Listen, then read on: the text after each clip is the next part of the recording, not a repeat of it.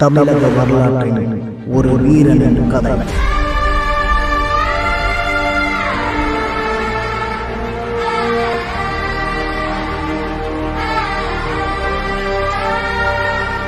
பிறந்து 1000 வருடங்களும் கடந்து ஒரு பேரரசனை இன்னமும் கொண்டாடுகிறது என்றால் அது ஒரே இனம், தமிழினம். யார் அந்த பேரரசன்? அப்படி தமிழ் இனத்திற்கு என்ன செய்தார் இவர்?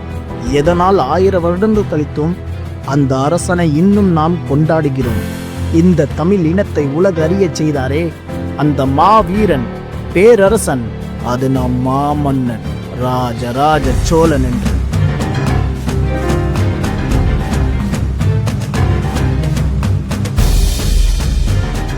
ராஜராஜ சோழனை நாம் ஏன் கொண்டாடுகிறோம்? இந்த பதிவில் ராஜராஜ சோழனின் பற்றிய ஒரு வரலாறு. சோழர்களின் பெருமையை உலகறிய செய்வதற்காக ஒரு மாவீரன் பிறந்தான். அவர்தான் ராஜராஜ சோழன்.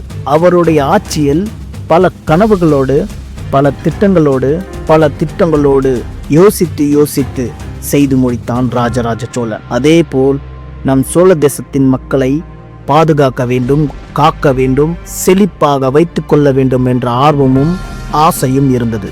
சுந்தர சோழனின் மறைவுக்கு பிறகு பட்டத்து அரசனாக நியமிக்கப்பட்டார் ராஜராஜ சோழன். ஆனால் அவர் அதை ஏற்றுக்கொள்ளவில்லை. அதற்கு அவர் தன்னைத்தானே செதுக்கிக் கொண்டு தகுதியுடையவனாக மாறினான்.